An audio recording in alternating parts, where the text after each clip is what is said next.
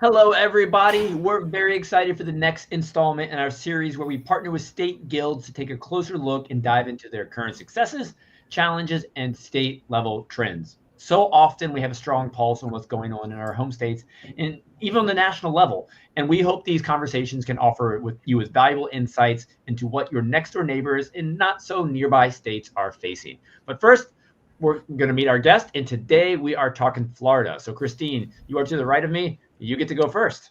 Hey there, I'm Christine Denny. I am president and founder of First Magnitude Brewing Company in Gainesville, Florida. And when did you all open up, Christine? We opened up in 2014. Excited to dive more into what you've seen over your years very shortly. Paloma, your turn. Hi, how are you? My name is Paloma Mejia. I'm the executive director of the Florida Brewers Guild. Awesome. Well, excited to learn about your journey shortly as well, and always great to see you. Same. Anthony, you're up. Yeah, when we lost Brian. I am Anthony. I'm the head brewer and director of brewing operations for Tampa Bay Brewing Company. Short and sweet. Now, Paloma, I'm going to pitch it back to you. Tell us a little bit more just about the current state of Florida beer. I'm curious about how many breweries you have. When did the guild start? Just give me the rundown on what you see in Florida from your perspective. Yeah, so the whole state of Florida has about 400 breweries, and we have, I believe it's like 190 members at the moment. We had a lot of breweries open pre-COVID, and sadly some of them closed after COVID. It was kind of a tough time for all of us, but we're still seeing a lot of breweries opening, which makes my heart happy. Definitely. Now, when did the Florida Brewers Guild first start? That is a good question. I think it was like 99, 97, something like that. That was way before my time here. Oh my gosh. That has to make it one of the oldest state guilds, I would imagine. That's quite some time. It's been a while, yes. Awesome. Now, when Brian gets here, we'll let Brian say a few words. But, Anthony, I wanted to turn to you for a minute because if I'm not mistaken, you haven't always been on Florida. You were on the West Coast for a little bit, then decided to come east. So I'd love to learn from your perspective what surprised you most about the Florida beer scene when you first made the trip. Okay. Well, I brewed in Washington and Oregon for 13 years before coming to Florida. So it's a really different beer market here than where I'm from. And, just like the beer styles are different. And also it's just really different seasonality in Florida. Our summers were slow because the snowbirds go north. But like our busy time is spring when spring break's happening. So it's a different rhythm to Florida than other parts of our country. Awesome. And you've been there a little bit now, so I'm sure you're somewhat adjusted. I'm getting there. Now, Brian, welcome back. It looks like your audio and video is great. Yep. So welcome to the party. Sorry about that. You're good. Tell everybody a little bit about what you do in the world of Florida beer. So my name is Brian Detweiler. I'm the head brewer, co-owner of Third Planet Brewing. We're in a relatively small town called Niceville. We're up in the Panhandle, right across the bay from Destin. So that's a bit of a tourist destination, but our tap room is primarily servicing our small community. I'm also the current president of the Florida Brewers Guild. Well, we're excited to have you here. Now, I want to start with a big question, and I'd love for everyone to answer this. I'm curious how the responses are similar or different. So for the four of you, what's the most exciting thing right now about Florida beer? Take it however you want.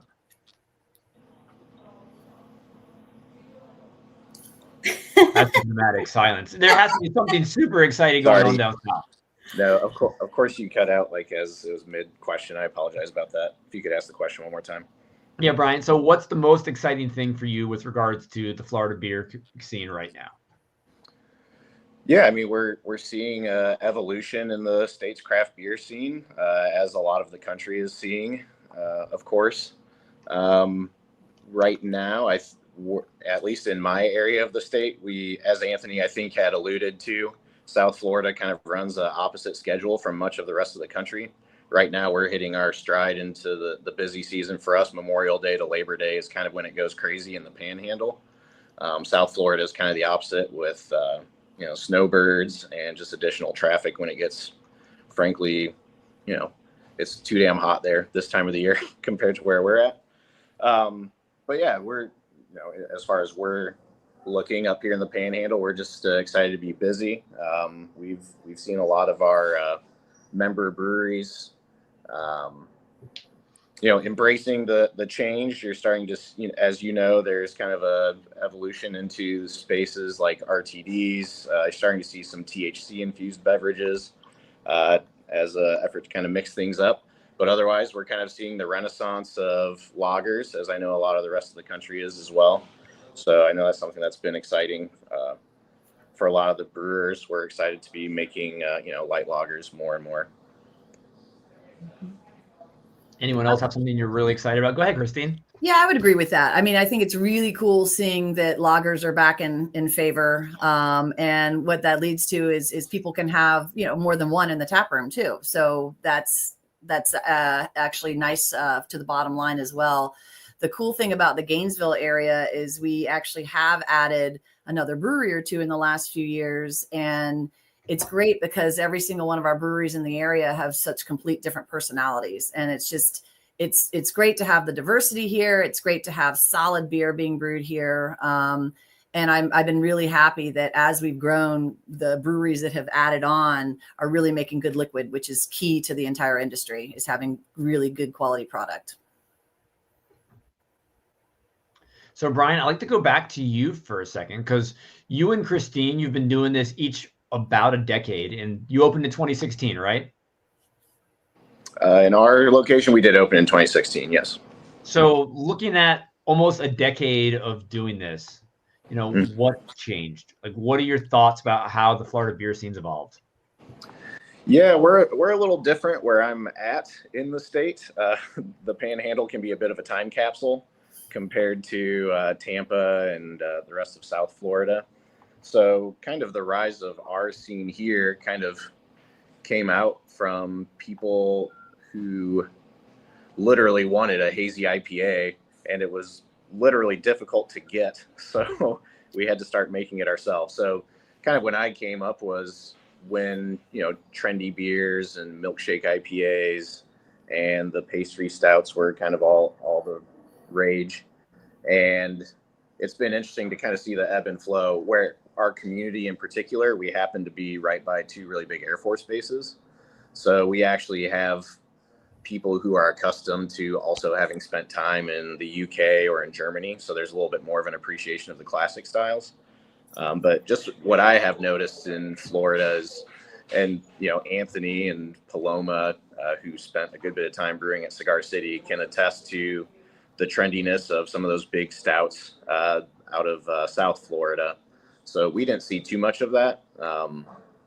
But yeah, I've definitely seen that there's still a time and a place for those beers, but there's definitely been a migration back towards classic styles. We are starting to see some, closures across the state as more so than we're seeing openings. Just for my town, anecdotally, we were the only tap room in town 6 years ago. A couple years ago, we had 4 in town, and now we're back to 1. With us being the only one left. So, I mean, that's a small anecdote, but it is a little bit of a microcosm of what you're seeing in the state. There is still very much a space for good beer and a tap room that brings a full experience that goes beyond just the beer, I feel like. So that's kind of the evolution I'm seeing. Like, it's becoming more about the holistic experience in a tap room, more so than 6-7 years ago. People were camping out, controversies that went along with some of the muling that was happening in Tampa.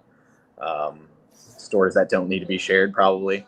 But yeah, things have definitely evolved in that regard. Awesome. No, Christine, what about your perspective in Gainesville from the past decade? Gainesville itself, like I said, I mean, we've really... It's been nice to see us grow in breweries that are, and each one is being so different. I feel like it ebbs and flows with the students. We seem to be right now in a place where we've got, because we're a college town, we've got a lot of students that are coming in and they want to try good beer. And it's not just a sour or our ciders. They're pretty broad in their palates, and they like to try good things. And we make a space that is, we try to make it welcoming to everybody. So everyone from families to our students to our professionals and everybody that comes through, to people just popping through and want to hit a brewery. We're in a place right now where we do not do, we're beer and cider. We don't do seltzers or anything like that, but we found that our customers are there. That's what they want. I mean, they're coming in, they want to have good beer. They want to have a really good experience. And that's one of the things I think that we've ended up focusing on a lot is, number one is having high quality, solid liquid, but then also making the experience as good as it can be for all the customers that come in. So that goes to our spaces, that goes to the employee experience. All that is just, you can't just make beer and have people show up. It has to be events and space and really, the customer service, all of that has to be top notch. So Christine, I know we're here to talk about Florida beer, but you said something that really just stood out with me, because so many breweries are having challenges reaching a younger audience, but you made it seem like you have that younger audience, the college age kids coming to you. Like, if you had to give one example of something you're doing at First Magnitude that's helping with that, being specific, what would that be? I would say it's the space we've created. We have a beer garden that we have focused a lot on, just making it into just a really comfortable, it's got giant oak trees. It's a big space, but making it into a comfortable space. And then also, you said one thing, but the other thing is just having staff that are spot on, all the time, and are really welcoming to everybody coming in, even if they've never tried a craft beer. It's a big deal. No, I love that, because if we want to attract larger audiences, we need to diversify who we're attracting, and finding ways to attract younger audiences is so important. Now, Paloma, you've been in the industry a while. You've been a brewer. Now you're the executive director of the guild. I'd love to learn a little bit about how you ended up where you are today. Yeah, so I was brewing for about, I think, six years. I kind of jumped around a little bit. I was in Miami first, and then I moved to Tampa. And I just needed kind of it's really hot in the summers here. So I needed a break from the heat, and this opportunity just opened up. And I have a background on events and marketing. And I was already a board member for 2 years, and I already knew the lay of the land. I really liked the work. I was already doing a lot of it, as a volunteer board member. So this job opened up, and I took it, and I'm glad they wanted me in. So that's kind of how I took over. Do you miss brewing? I do sometimes, but I have all of my past employees are always like, come over and brew with us anytime. So now you can be a volunteer brewer. I could be, yeah. So let's talk a little bit more about the Florida Brewers Guild. You all are really organized. You have lots of events we're diving into shortly. But what are some of the current goals for the Florida Brewers Guild? Well, our current goals are we're really trying to push the legislative changes right now in the Capitol. So it's growing our members, having our members involved in all of that, and be able to eventually have self-distribution in the state. Yeah, we had a pretty productive legislative session. It still technically hasn't wrapped up. It was supposed to be done about, a month ago now. Unfortunately, between the governor's office, the Senate, and the House, they're having a lot of trouble getting a budget passed this year. So we had a lot of progress at the House level with it would have allowed for limited self-distribution and also reform to our franchise law. I don't know, Andrew, if you've noticed it much with other states, but I know just when we interact with the BA, it seems to be sort of unique to Florida. We have a provision where when we sign a contract with a wholesaler, that agreement is required to be for life, essentially. So even if you can convince a wholesaler to put a potential out into your contract, if they were to choose to not release you, they can do that. The law, it was created to, once upon a time back in the 70s, 60s, the breweries were few and the wholesalers were many. And so a brewery like Budweiser or Miller could literally turn the lights off on a wholesaler's warehouse. So they're trying to prevent that. But as you know, as the industry has evolved, we now are in a position where there are a lot of us and very few wholesalers. So the wholesalers, are able to hold on to brands basically for the life of our companies, essentially. So we're trying to get some reform to that, in addition to self-distribution, which we also don't allow for at all. We're trying to go for a modest proposal, but there's been a lot of effort to the credit of the wholesalers. They've done a very good job in Tallahassee over the past 3-4 decades. So we're trying to work our way through that by ginning up grassroots support. That's one of the things we have that wholesalers tend not to have. And it sounds like you'll keep pushing on those 2 issues moving into the next session. Yes, and we go through this a lot as a board. It's there are other things that I think would be some potentially an easier win. There are sometimes where in previous sessions where we've proposed things like lowering licensing fees. Right now, my brewery, which makes 1,200 barrels a year, we pay the same licensing fee as Yuengling and TBBC and First Magnitude, and breweries that are making literally 100 times what we're making in the course of a year. So things like that could put a few grand into our pockets each year, and that might be a little more attainable. So we struggle with that as a board sometimes. Do we want to go for the we want to fight for something that's helpful to as many of our members as possible, and we want it to count when we get a win, but sometimes the more aggressive you are, the more you risk sinking the whole ship. And do you all have a lobbyist advocating for your interests? We do, yeah. Josh Abishan, he's been our lobbyist for a very long time. I don't even know how long. Since before I was brewing.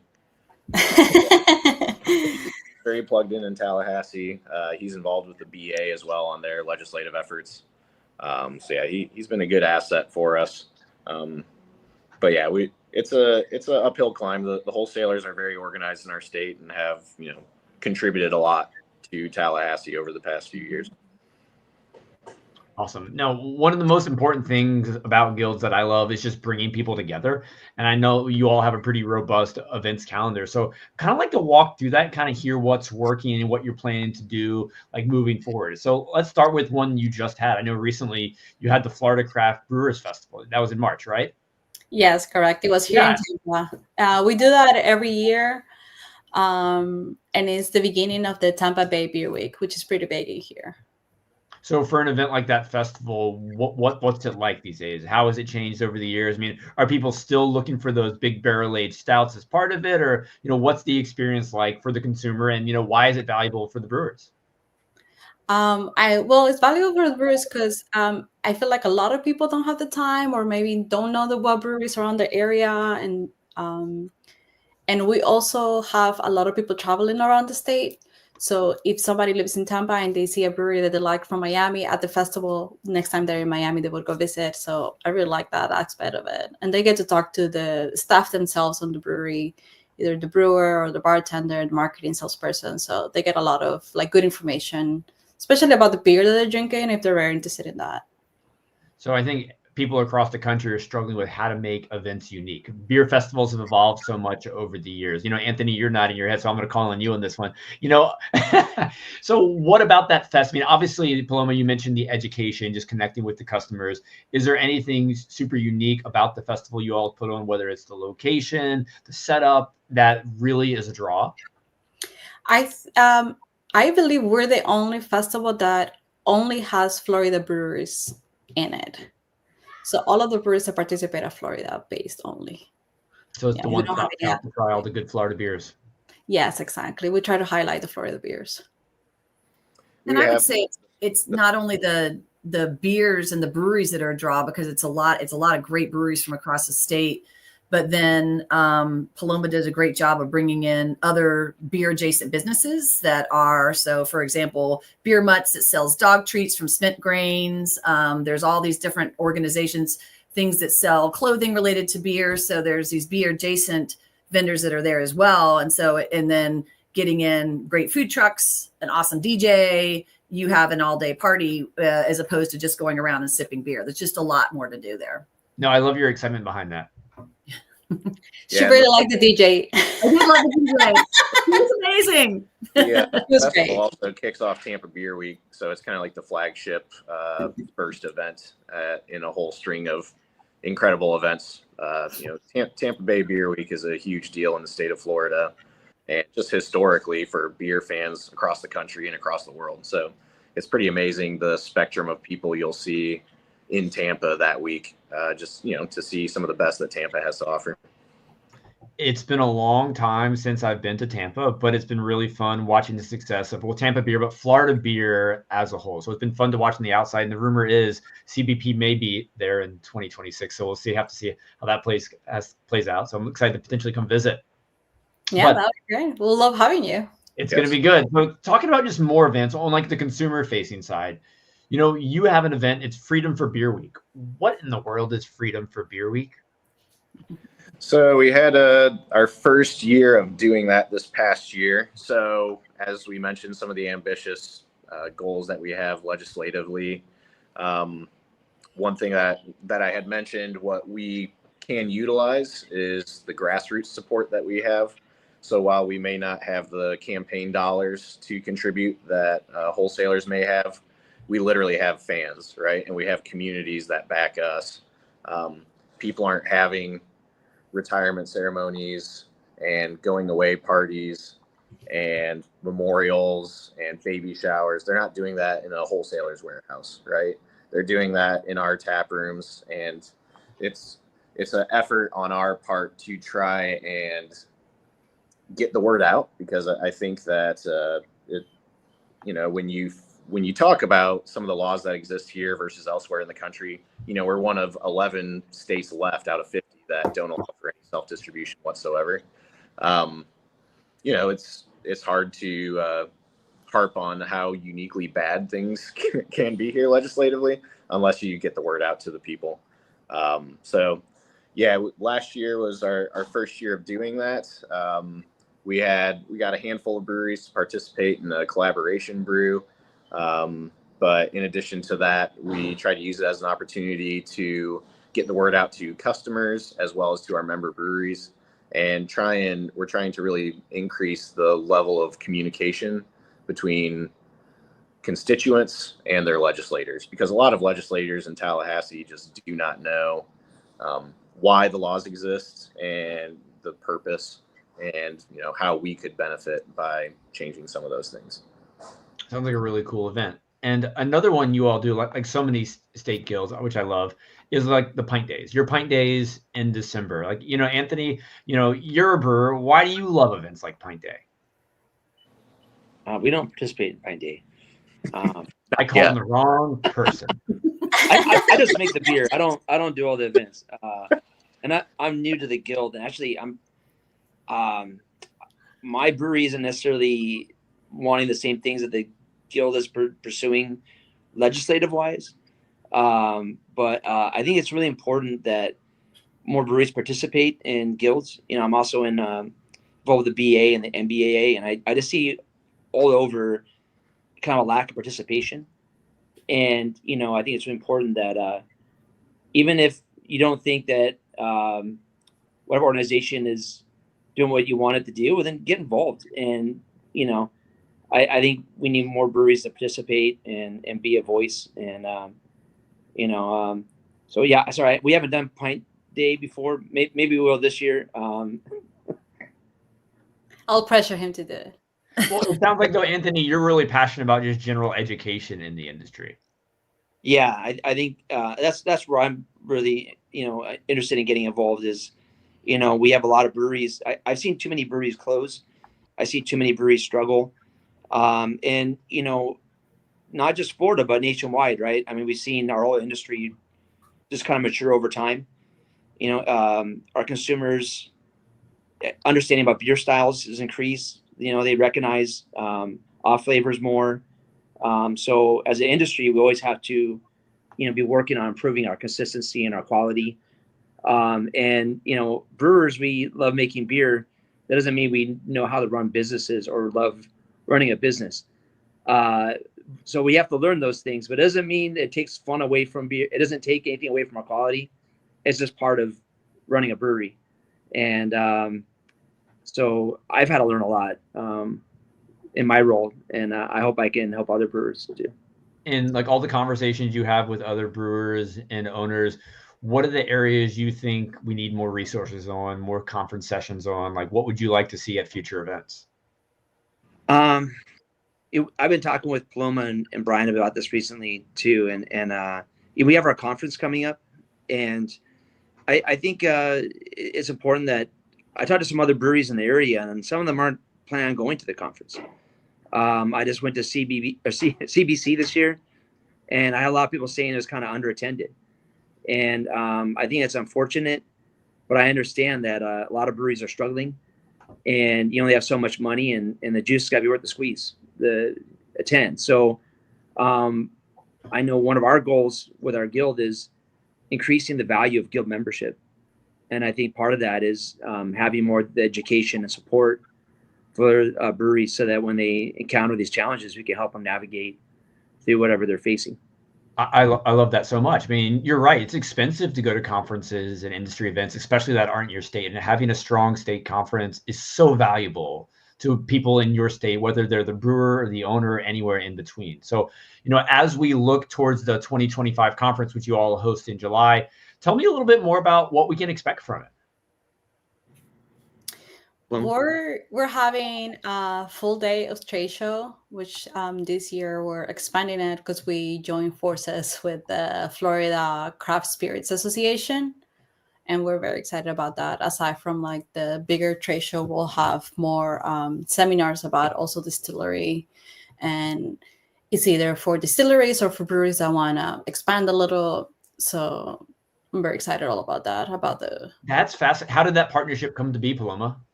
I think Brian might know exactly more about that. Yeah. Brooke Malone, our former president, my predecessor, she was really great at reaching out to the FCSA. So they're basically our counterpart for craft distilleries in the state. So there had been talks about collaborative efforts. There were even talks, potentially now flirting with ideas of merging and all this, but we thought that was a little too extreme and more than what we were wanting to do. But a few of their representatives from their board came to our conference this past year and really saw some value in that. So their membership, there are obviously fewer craft distilleries in the state than breweries, but there is more movement in that direction. And so I think we saw an opportunity with, as I mentioned at the very beginning, kind of the evolution of, customers are looking for more than just beer. They're looking for but they're still looking for social beverages, right? And so, distilling is something that we hear from a lot of our members that they're interested in. So it could be a cool opportunity to expose some of our membership that's already there to hit up some of the suppliers and the vendors on the distilling side, and even go to some of the educational sessions about distilling. No, I think that's a really interesting idea. Yeah. Another noteworthy thing is this will be the first year for the conference in Tampa. Traditionally, we've done it kind of in Disney World adjacent, and we're excited to be at the Marriott on Water Street in Tampa, which will be a really cool venue. That is awesome. Now, Christine, I'm hoping you don't tell me you don't come to the conference. So I'm going to assume you do go to the conference. So what do you love most about the Florida Brewers Conference? What I really love about it is getting together with the other breweries from across the state and just being able to meet up, talk with people, share ideas. The sessions are always fun because they're relevant because we all have the same restrictions, right? Where it's everybody's dealing with the same, we're all on the same playing field, no matter what the size of the brewery is. So distribution is the same for everybody. Taproom, does what it does for everybody. And we can all talk, we can share ideas, we can just really connect. And, when times when, I'm a brewery owner, I'm the president, I'm the HR department, I'm the cat herder or the fire putter outer, I'm all those things. Fire putter outer, I like it. And I'm sitting here with my foster dog laying next to me right now. So I do that apparently too. He's really good. But it's just nice to be able to come to the conference and get together with people, and we can all just take a breath and have a beer and share our stories, and really kind of, I get inspiration from it, and I really do get connection, and it's very nice. I enjoy that a lot, and the sessions are always good.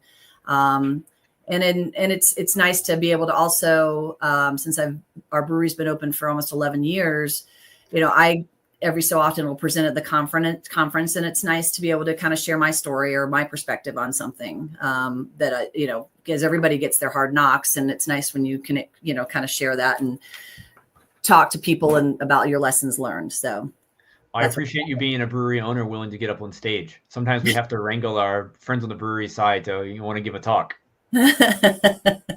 I've done it a couple times. It's fun. I came from my background was in science, so I used to talk at conferences, so it's not that big a deal. Love it. So outside of moving to Tampa this year, are there any other changes you're going to make for the conference?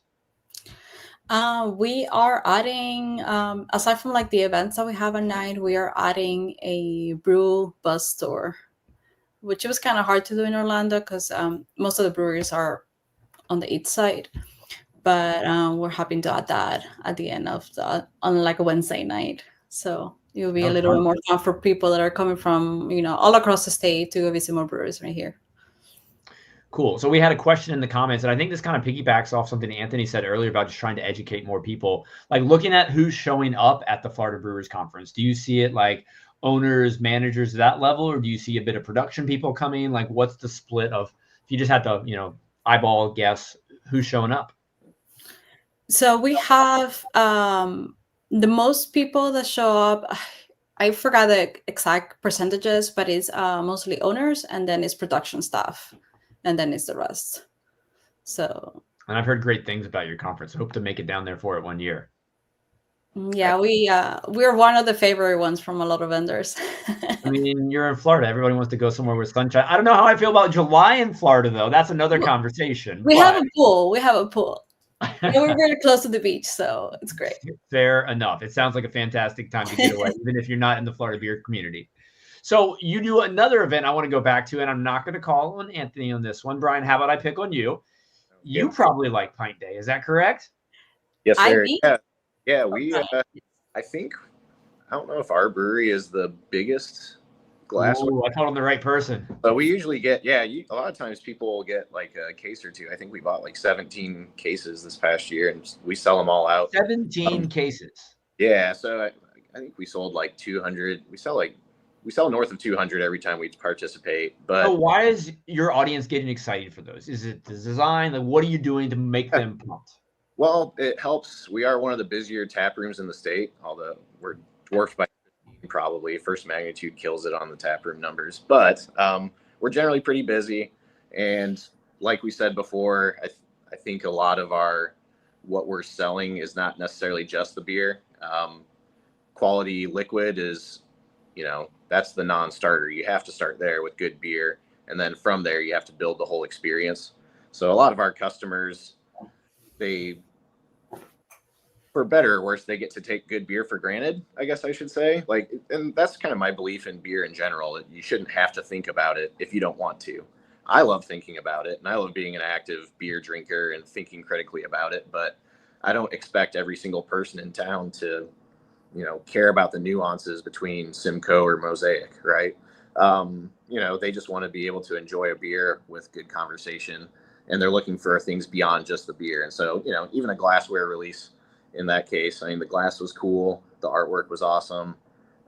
It's just a fun thing that we're able to do. We bundle up. So we do a partnership with Bolter. From what I understand, Bolter works with quite a few state guilds, and it's a fundraiser. So when a brewery orders their glassware, $1 from each glass goes to our guild, and then we're able to bundle it. I think we do like $8-9.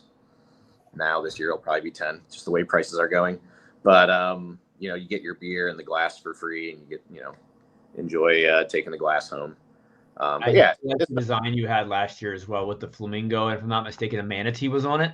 Last year was the year of the flamingo floaty. It was like the artwork for our conference, and then for the Pint Day artwork as well. Yes. Very cool design there. Now, Anthony, let's talk a little bit more about beer. When we have these conversations with other states, I'm always curious to learn, like, are there any unique ingredients to Florida that brewers really enjoy putting in the beer? And, that's question number one. Like, follow up, like, trends that you're seeing, like, on styles. Obviously, we're talking a lot about, like light lagers having a moment, hopefully last for quite some time now. But is there anything unique to Florida about beers that are being brewed right now?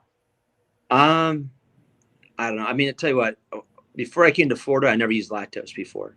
I think Florida people like sweet, a lot of pastry stouts, pastry sours. The lager trend is cool. I mean, I've had some really great discussions recently with other brewers about, ingredients and process, but I think it's harder to get a craft lager out in distribution because the perception people have is that lagers are cheap. So they cheap for me to make a lager plus the tank time.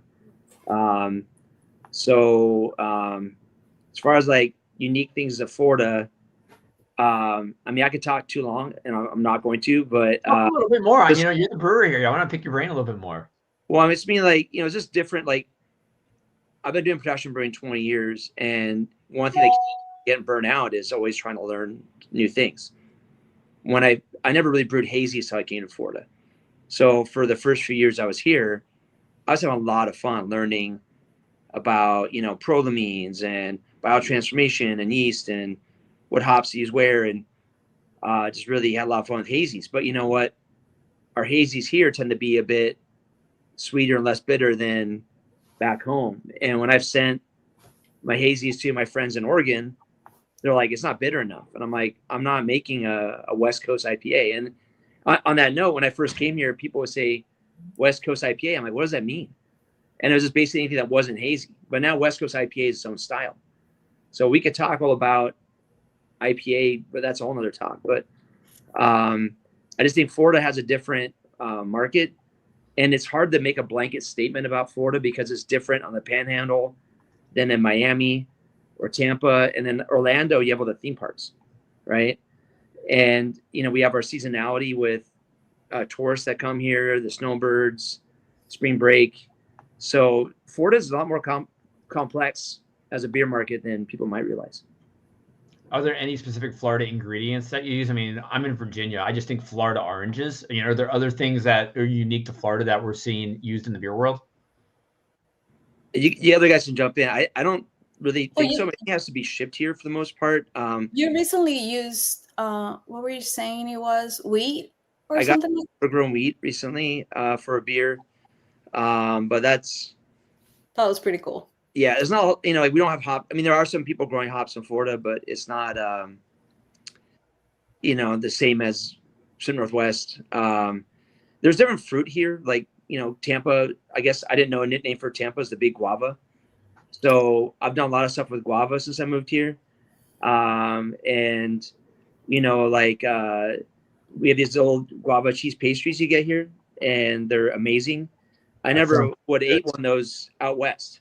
So if I make a pastry sour based on that here, it makes sense to people, but it wouldn't in, Bend, Oregon so much. So, I mean, there's always different local things depending where you are that influence what you're doing.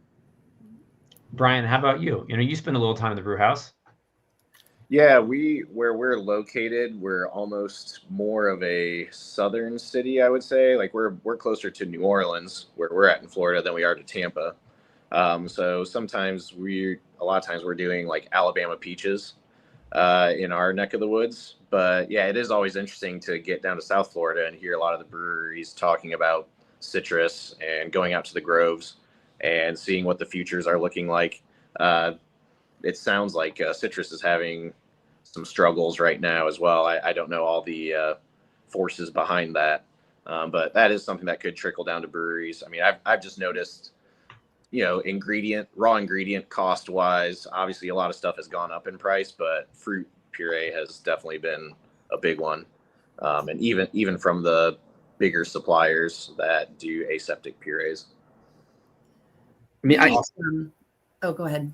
Oh no, I just real quick. I remember something distinctly Florida. I used to make a kumquat beer, and I had to stop making it because I couldn't get enough kumquats. and no one's really growing them outside of Florida, and they're growing less here. So it's a great beer. Won a JBF medal. I can't make it. I can't get enough kumquats. So That's a bummer. yeah. That sounds very unique and delicious. Yeah, it does. Sorry. Go ahead, Christine. Sorry, I didn't mean to. Oh, no. So one of the things that we use is Florida honey. And that's been really great. One of our core beers is called Honeybee. And we have Florida honey, or even we've gotten honey from a company that is based in the north, and they drive through Florida and they bring their bees to different crops, and they take the bees around to the different crops, and then we get the honey from that. So we have Florida-based honey growers, and then we've also worked in the past with a company that just brings their bees down to pollinate things down here. So that's super fun. That is super fun. So let's talk about some more like brewing trends, but just other observations that you're seeing. I know, Paloma, you mentioned you are seeing some closures, but are you still seeing openings in Florida? Like, what are you seeing with regards to the growth of the industry in your state? Yes, I am seeing a lot of breweries open, which it's awesome. I lived in Miami for a while, so we have maybe like 3 right now opening. And here in Tampa too, a couple just opened. So it's nice to see the brewers still expanding and opening. For those openings, are they happening in like major cities, or are they happening more in the smaller markets? Any unique trends from that perspective for anyone? I see them in the major cities mostly, yeah. Yeah, I think still the larger metro areas are where you see a lot of the openings. The one thing that I think is inherently difficult with opening in a major metro area is having that big open space. That is kind of like the newer beneficial trend, I would say. But you also have a much bigger market to cater to, which is super helpful. But yeah, like in our area, I have noticed an uptick in some breweries that intentionally will, I don't want to say the middle of nowhere that they choose to open, but they'll be kind of purposeful in choosing a space where they can have a turfed area, a kids play area. We have one of those. I don't love having that necessarily. We want our tap room. I would love for it to be everything to everybody. I want it to be family friendly, but I also want it to be a place where a grown-up can enjoy a grown-up time. And so understandably, there's some people who come here and might say, like, I'm never going back to Third Planet. It was a playground, and you'll get some of that. But, the more space and the more you can offer holistic experience-wise, I think has proven to be pretty beneficial. But that's tough to pull off in Ybor or in downtown Tampa, versus in somewhere like Niceville. I mean, you got to know who you are and lean into it. Mm-hmm. And you have to, I think also, Brian, you hit on something that's, I would say is a huge trend, is that breweries across Florida, and I'm sure across the US, are really focusing on the tap rooms. That's where the margins are. That's where we can sell direct. That's where we are getting our customer base from, who then go elsewhere and purchase our beer if it's in distribution. So really focusing on the tap room space is become the thing. And I remember a friend of mine started a brewery several years ago, and they were just exasperated and said to me, I thought I could just make beer. And the answer is you can't. You have to run a circus. I call it a circus because we have our production facility, we have our distribution arm, we have our tap room, and then we have our events. And we are constantly eventizing. And I see that a lot with a lot of Florida breweries that are just trying to find ways to make it so there's what's the latest unique thing and the fun thing. So it's not the same over and over. People don't just show up to drink your beer on a regular basis because they want to come in and spend money on a pint. I mean, they do, but you also have to find a way to draw people outside of your normal circle. Because I tell my team all the time, spending this money on a pint is a luxury. Nobody has to do it. So we want to find a way to make people to come in, feel comfortable, feel like they're enjoying the experience. And the way to do that is to do events and have a space that people want to come and enjoy, even if it does involve a giant playground, Brian. Speaking of giant playgrounds, you've got some massive ones there. You've got the Disneyland and the Universal Studios in Florida. So how does like the tourism economy, granted, I know all breweries aren't located in those specific markets, but how does that play into the success of Florida beer?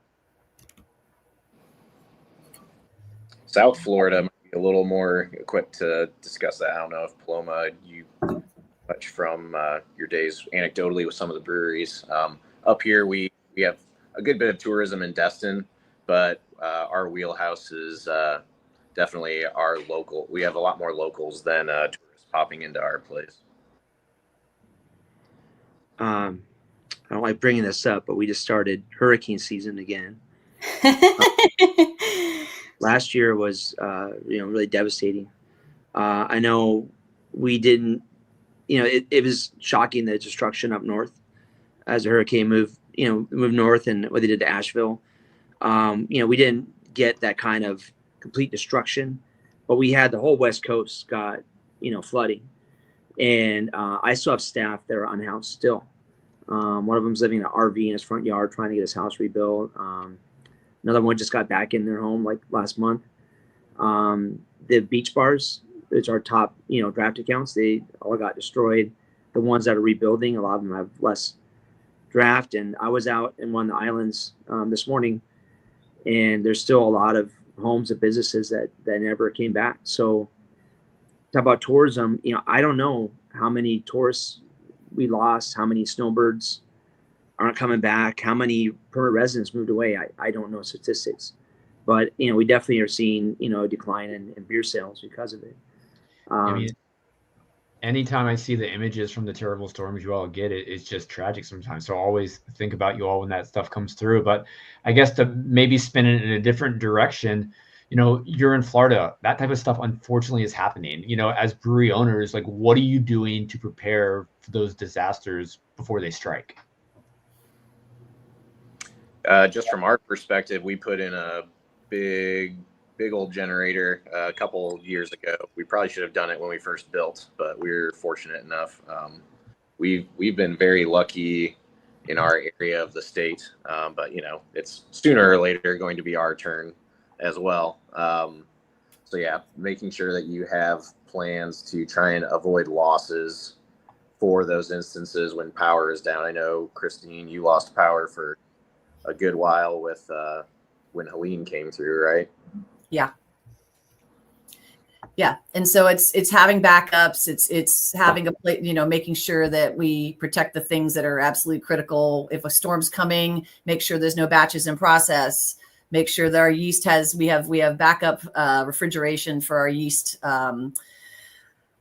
farm, and just we have complete storm prep. We're in the middle of the state, but as we've seen with a lot of these storms coming through, the middle of the state doesn't even matter anymore. The storms come through, but I think having storm prep, and honestly, trying to have a little financial resource, having a kitty there that we can be ready if everything shuts down, that we can still continue operating. That's another thing. So we have to think about the money. We have to think about protecting beer and process, and we have to think about protecting our staff and our facility. Yeah, Florida is unique in that way, and wishing a very light storm season this year as we get closer to that time of year. We appreciate it. We had just an interesting story. I think it was when Sally came and hit Pensacola primarily. But we had one 30-barrel batch of our flagship hazy IPA that came out a little unique because we had planned it already, and it was before it had kind of started to shift. So last minute we had to pivot and pitch some Kveik yeast in the event that our glycol were to go out on us. So which it did, and that yeast got ripping up into the low 90s, I want to say, before we were able to get it going again. But that was a case where yeast selection actually was kind of helpful. Came out very pineapple-y. Sounds delicious. It does. So as we wind down, I've just got one final question for each of you. And Christine, because you went first last time, Brian, you unfortunately have to answer this question first this go around. But, other industry professionals are watching this conversation today. And if they remember one thing about Florida beer, what do you hope that is? I think that we just from my experience, I grew up in Southwest Michigan. And so I came from a state with an older, more established beer history compared to this state. And this state, being a decade old, is nearly ancient in Florida beer years. So it's a younger industry in Florida that is coming into its own. We as a state do face some legal hurdles that make it a little difficult. But all that being said, I think, as we've discussed quite a bit, so long as our brewery owners understand, even in our poor legislative climate, there are areas and opportunities for our breweries to thrive, and I am still seeing a lot of success. Yes, things are not as easy as they were 6-7 years ago in craft beer, but all that being said, we still serve a vital role to our communities and to our towns and our neighborhoods. And I'm getting older and drinking less beer personally, so I'm part of the problem, I'm sure. But all that being said, I'm still a huge believer in what beer means to communities and to people, and we are a huge part of that, of what people love about it. No, I appreciate that answer, Brian. And I guess Anthony didn't want to answer this question, so he's like for a second. Hopefully he'll come right back. There he is. Sorry, I was in the chat and I hit done on chat. I guess it didn't done on the. I just thought you wanted to avoid the question again. But in all seriousness, Anthony, if people were to take away one thing about Florida beer from your perspective, what should that be from today's conversation? Florida, it's a really different, extreme kind of beer market for me. Like, I joke that it's like the Spinal Tap School of Brewing, just turn everything to 11. So it's been an adjustment for me, like brewing here, but it's fun. I've learned a lot of new things. I've tried things I wouldn't have done, like heavily fruited sours. And like I said, I never used lactose before, but I don't use as much as a lot of people do down here, but I've come to respect it as an ingredient, and it can be really great. So I've had a lot of fun brewing in Florida and just being creative. And at TBBC, we're just really trying to focus on being Florida centric. So brewing beer that makes sense in Florida, so it's fun. I like it. You got to know your audience.